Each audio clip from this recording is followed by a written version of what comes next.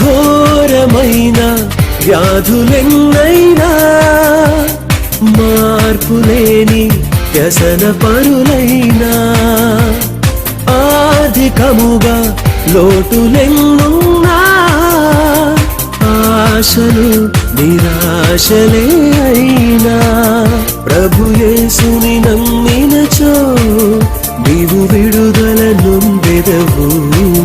పరివర్తన చెందినచో పరలోకం చేరెదవు. యేసు రక్తముకే యేసు నామముకే యుగ యుగములకు మహిమే. అభిషిక్తులకు తన దాసులకు ప్రతి సమయమున జయమే. యేసుని నామములో మన బాధలు పోవును, దుష్టాత్మలు పారిపోవును.